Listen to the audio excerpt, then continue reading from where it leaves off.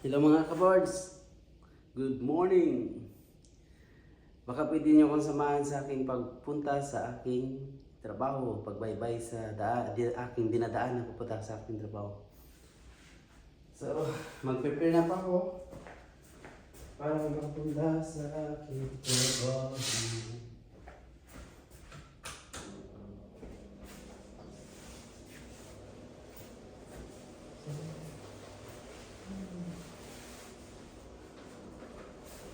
Ngayon po ay alas 5 ng umaga.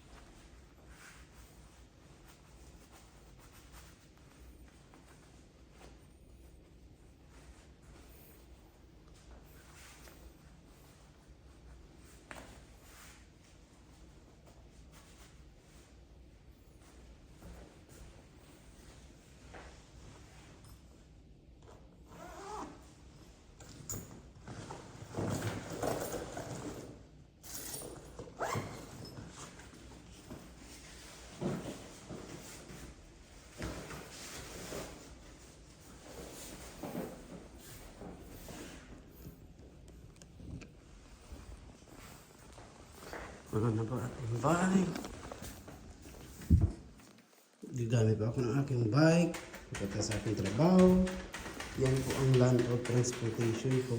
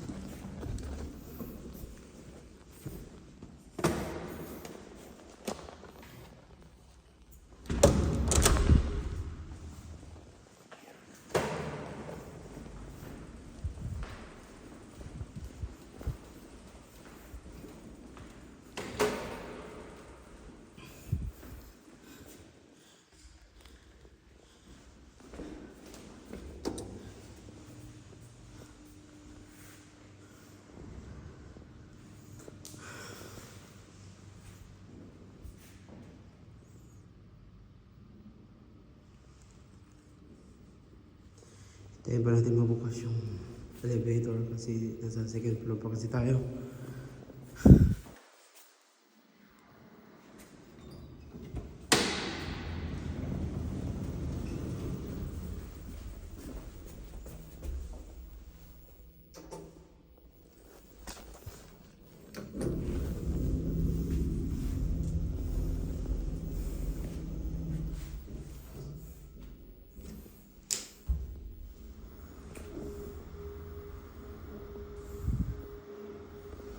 Hindi po. Hindi po akong turbo. Tsaka yung battery. Tsaka oras. Pero hindi to tama kasi alas 5 pa lang eh. Alas 6 na dyan.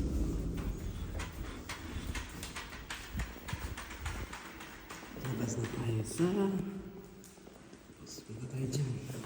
Pag umaga kasi ito, hindi ito automatic yung pintuan. Hindi siya sarili bumubukas. Kaya ayun. Natulak pa labas. Okay, yan na, lamig. Okay, mga kabayan, wait lang. Ayusin ko muna ang aking Hello.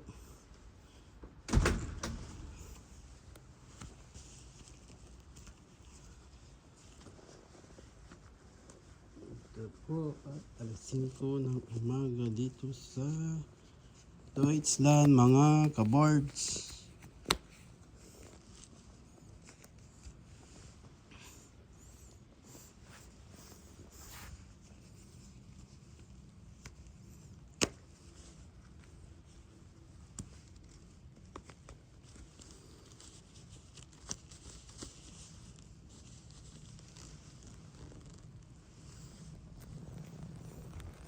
Ito na ka. Mga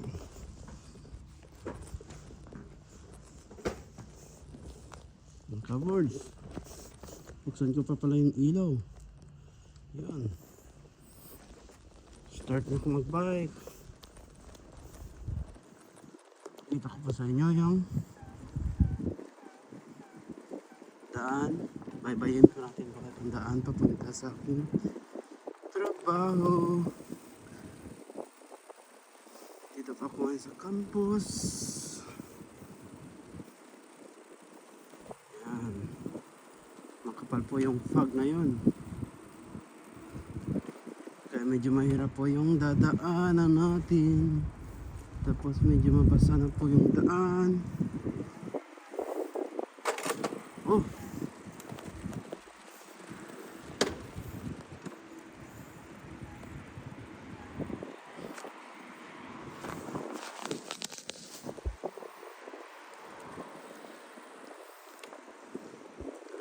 Dito na pa tayo sa may highway. Pero dito po tayo dadaan sa daanan ng mga bike. Ito ba yung waiting shade nila? Sana po hindi po kayo mag-boring dito sa aking pagbaybay papunta sa aking trabaho. Samahan niyo pa ako hanggang makarating pa ako doon. 30 minutes lang po. Yan.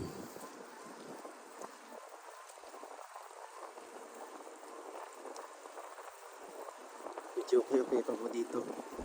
Kasi sa main road ba? Kahit palang dumadaan na sasakyan na yun.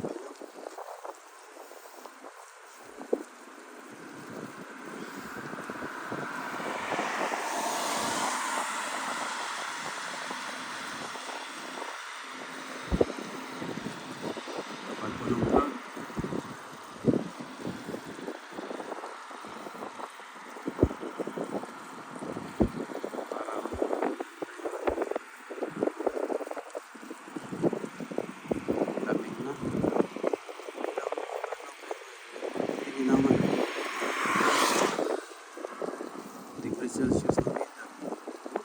Sa 4 ngayon. 4-2.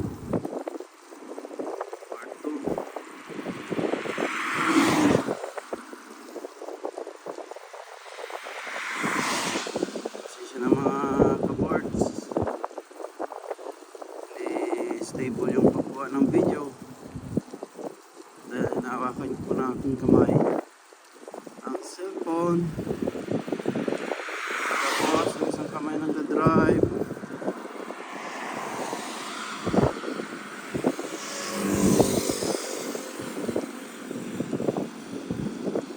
Wala po kasi akong yung cellphone holder ba yun, stabilizer. Makapasin dito.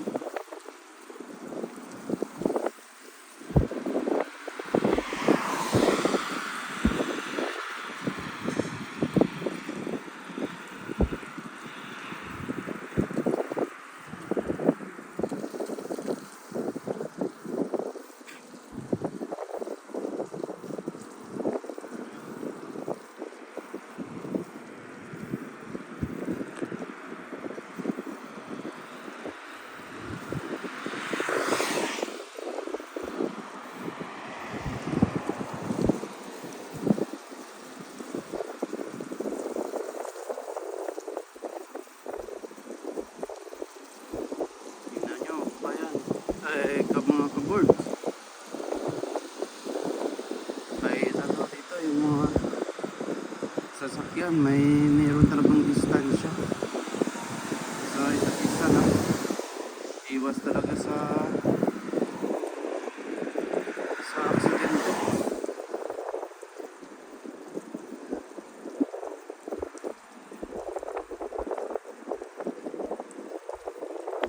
Pero talaga dito yung aksidente mga boards. Sa sasakyan. Kasi bawat isa yan. May distansya mga 5 lupa. Tamang lupa. 10. Okay, yan yung ano nila. Yung pinaka main road. Yung pupunta ka sa mga malalayong city. Padadaan. Pwede kaya mag-train ka. Ganun.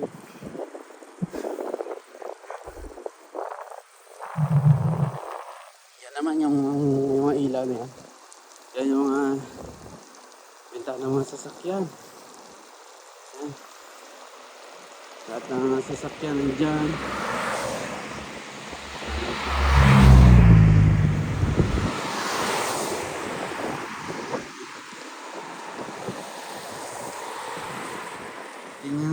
Tignan nyo dito mga kaboards. Diba maganda, mayroong daanan ng bike para sa bike lang. Tapos yung sasakyan naman dyan sa kabila. Hindi pwedeng maghalo ba yung daanan ng bike ng tao sa daanan ng sasakyan.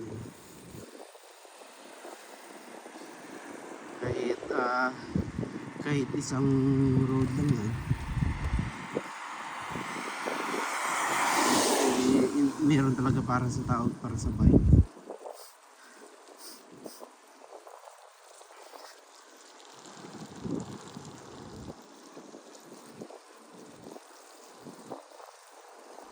Maya lang mga kaboards, liliko tayo dyan sa may stoplight. Mag shortcut kasi ako, kasi kung hindi ako mag shortcut, abutin yung pagbike ko ng mga 1 hour papunta sa trabaho. Magdidiretso pa ko doon sa city. Kung hindi siya shortcut, yung bus nila. Tapos hindi po ako babalik ako ulit papunta sa trabaho. Pero dito shortcut.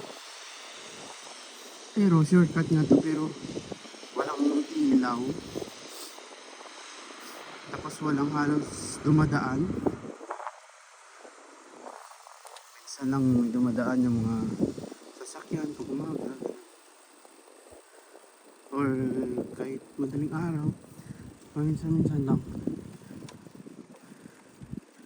Kaya ano rin siya.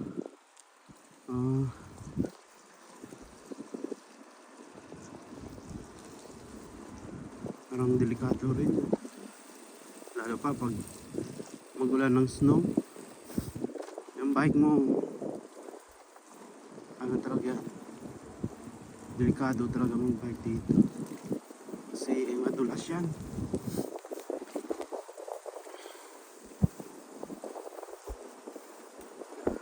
Yeah. By the way mga kaboards, dito pala ako sa Münster City ng Germany. Tingnan nyo mga kaboards, ito lang yung hanggang dito lang yung ilaw na yan liliko tayo dito hanggang dyan lang.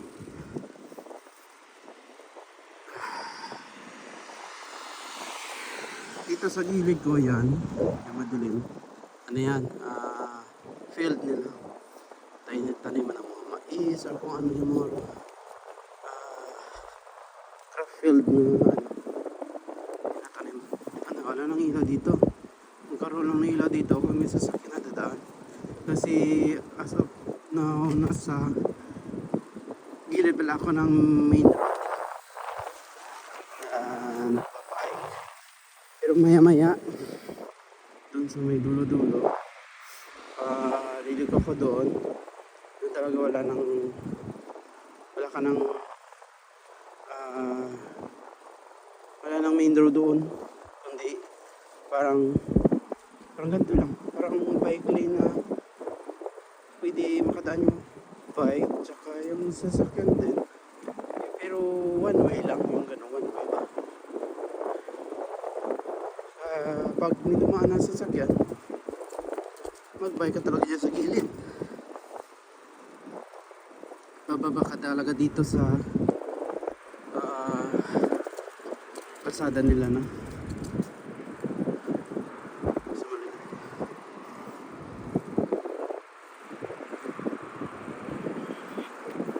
Yan.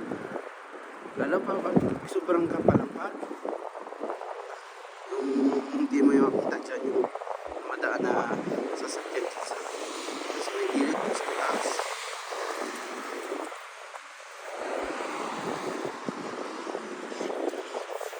Masama pa nito pag umulan. Umulan ng tubig. Kasi umulan kasi dito ng yelo. Wala na tubig madalas din. Tsaka siyempre mababasa pa. Hindi naman ako nakapagyan. Hindi. Tapos dapat naka-gloves ka. Naka-boards. Kasi pag hindi ka naka-gloves, sigurado titigas talaga yung mga daliri mo. Sobrang lamig. Malapit na kasing umulan. Baka umulan ng yelo, no? Baka kasi next week or last week ng November ay ulan na. Ngayon kasi is November 7.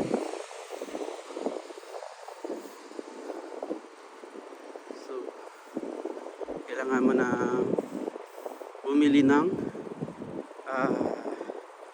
panlaban sa lamig.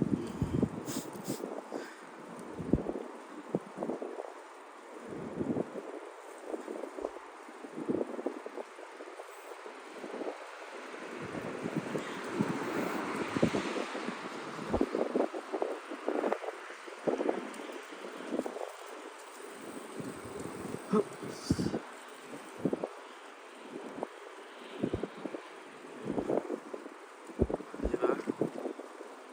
Madaling. Nag-ilaw ng ilaw-ilaw. Wala pa kabaybayan.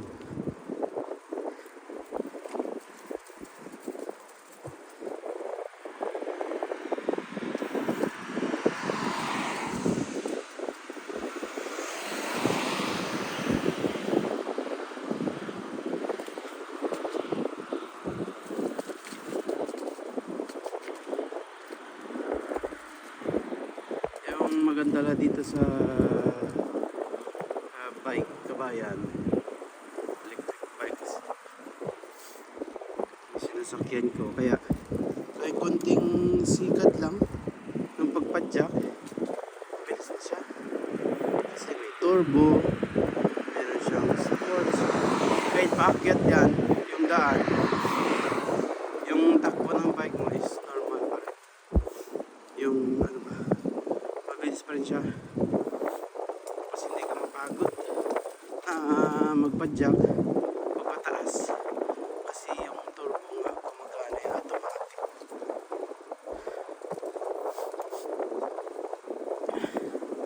So mga ka-boards, 2 minutes or 1 minute liliko na tayo dyan sa daan na walang ilaw.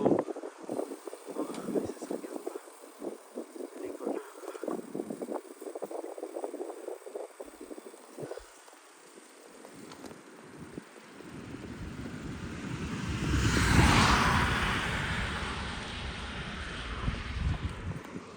Diyan mga boards. Dito, wala na dito ang sasakyan na dumadaan kasi hindi na to highway eh. Parang gray road na to. Kaya sulong-sulong na dito ang daan. Papunta doon sa main road ulit ng puntang ako nagtatrabaho ngayon sa Bactin. Isa siyang dorm or a village.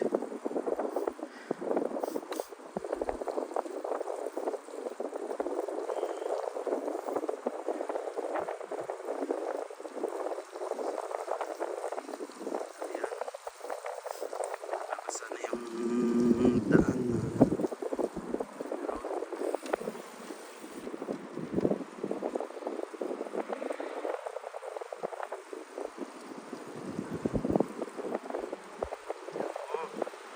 daan tayo sa ilalim ng tulay.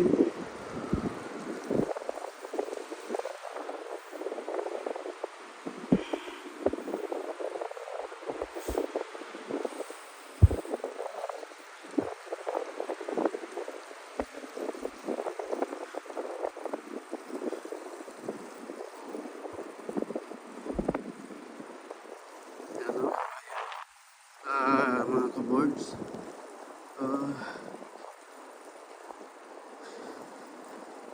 tingnan nyo, ang dilim-dilim, di ba? Walang bahay-bahay. Kasi palang may isang katragal dito.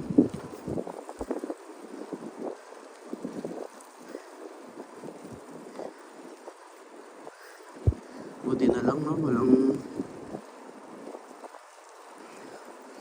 dumadaan dito kahit lady.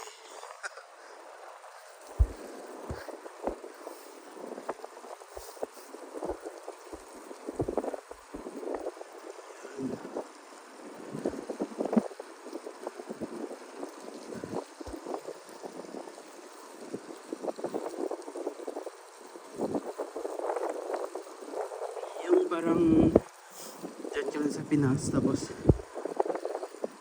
may pasok ka ng umaga or gabi ka nang umuwi, tapos wala pang kailaylaw sa main road yo or sa barangay road yo, no? Kasi ka lang isa. Buti sana kung ganito may ilaw rin yung bike mo. Ayan, tignan nyo mga kabayan, may dumaang sasakyan sa okay. So yan, may ilaw. At bababa tayo sa gilid. Yan, para ka siya, diba?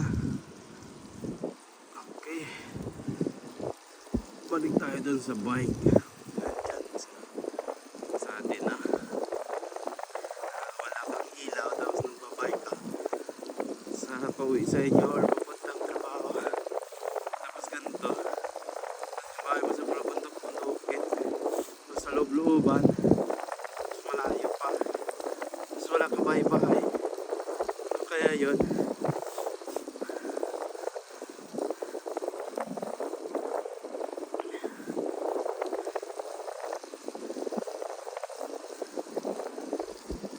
nag-uulan yata mga kabayan na yung yung ambon.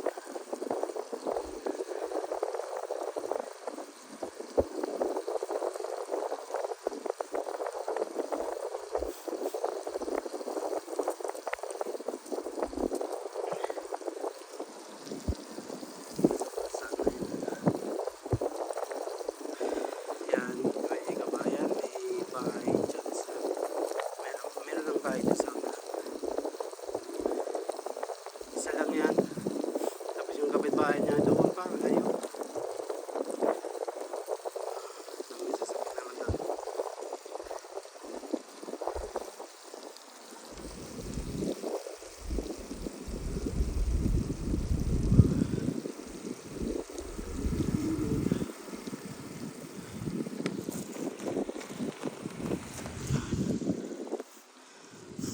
Ang delikado na so kabaya pag punta mo ba sa gilid, kasi may dadaan ano, pas na di mo na kontrol yung nobela, di diretso ka doon sa palayan, doon sa atin yung kanal dyan, oh. Kasi sa gilid yung kanal na tapos palayan.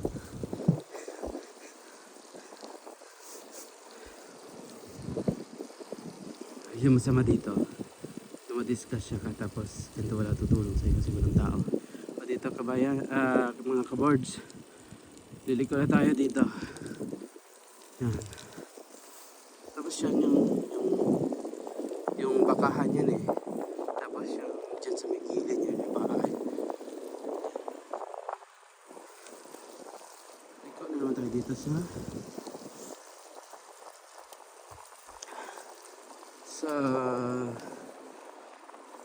last road na makatabi tayo doon sa kabilang main road. Papunta na yung Alpactin natin natawag na village ba, barangay, kung saan direction ako papunta na matatrabaho. So yung ilan na yan, akala mo yan main road, hindi yan main road. Ila yan ang bahay. Isang may bahay kasi dyan, isa yata dalawa. So siya sa road nila or sa property nila na tinatayo ng bahay, nalagyan nila ng ilaw kasi naman may ikaw, diba? Ang bahay na malayo pa yung bahay, lagyan mo yung iba, pero naman mayaman din sila, marami naman sila pabayad ng kuryente.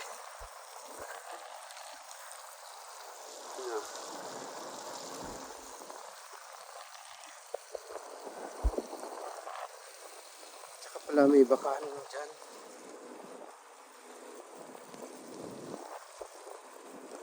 Marami rin yung baka nila dyan. Mga 50 siguro. Ang dami kasi dyan baka. Kita ko 15,100. Dito kasi mga kaboards, pag may baka kang mga 10 piraso, mayaman ka na.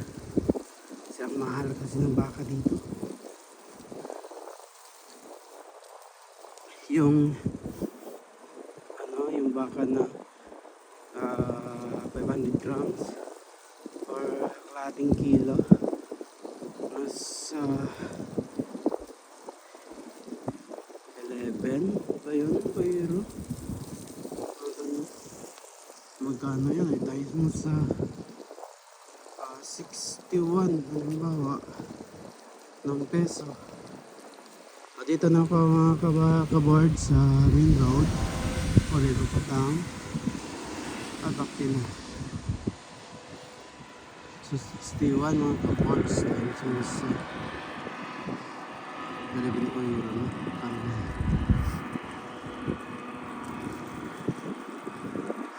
700 plus ganun. So nabaybay ko na po yung main road papuntang trabaho. Dito po ko, main road po ito na yung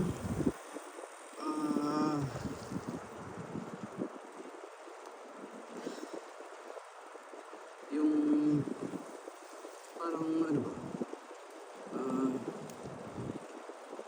pag dyan sa atin yung hindi ba siya expressway na pwedeng dumaan yung bike, tao, pwede rin. Yung kanina kasi yung expressway yun, eh, bawal yung mga tao, yung mga bike or motor, bawal.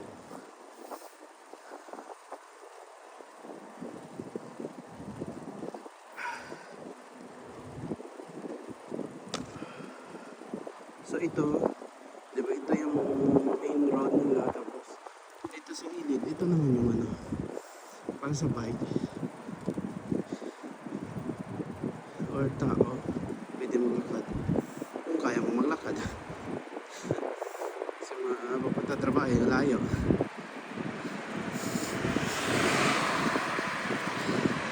Tapos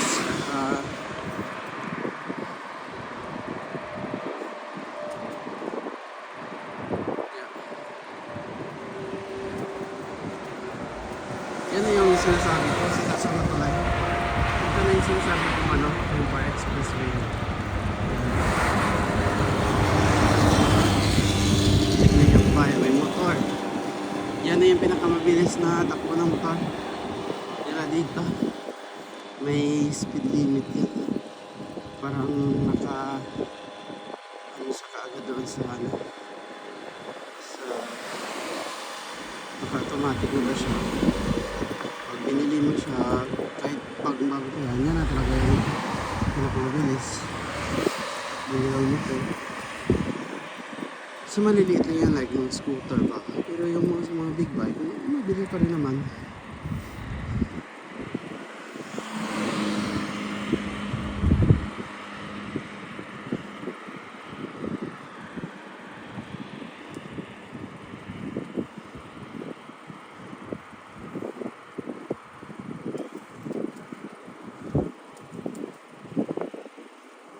So, paglagpas ng tulay na to, ito kasi tulay to, sa baba niyan is Bango, yung train station ba? Yan, train station nila yan.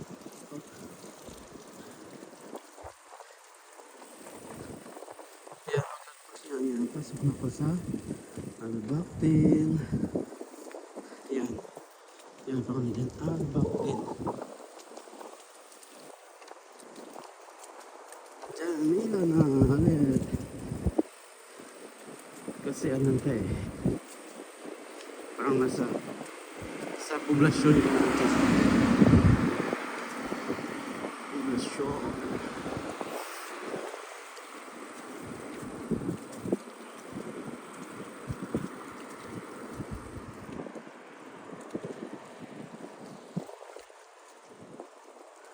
So yan,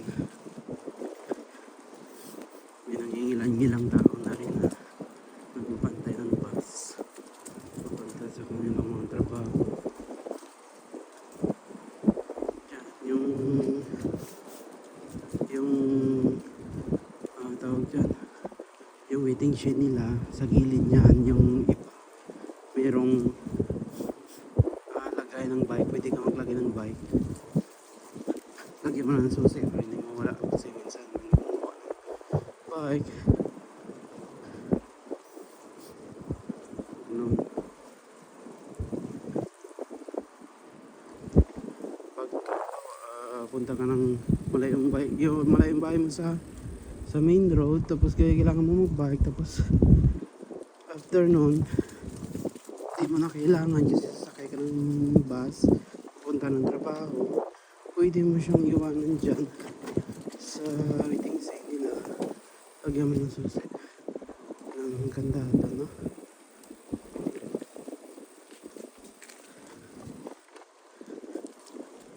Yan. Tignan nyo naman yung waiting shed nila. Maganda. Malinis pa. Tapos nakasalamin pa yan. Naka-glass pa siya.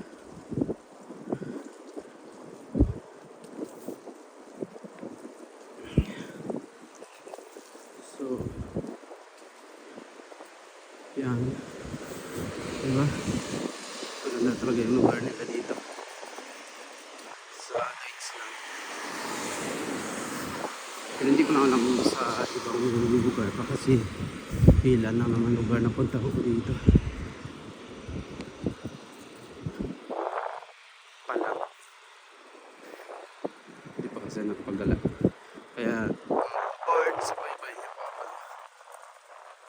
Sa aking paglilibot sa mga places o lugar ng Germany or Deutschland.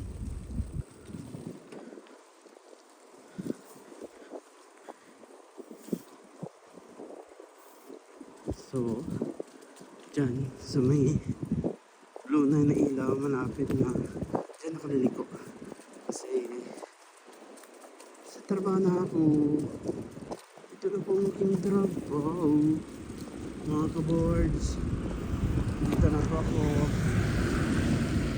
sa wakas. Dito na. Okay. Baba na ako, ayan. Baba na ako. Tanggalin ko lang aking paa sa aking pedal ng bike. Mga kabars, tapos patayin ko na itong ilaw. Oo, pindutin ko na. Tut. Ganun. Okay. So,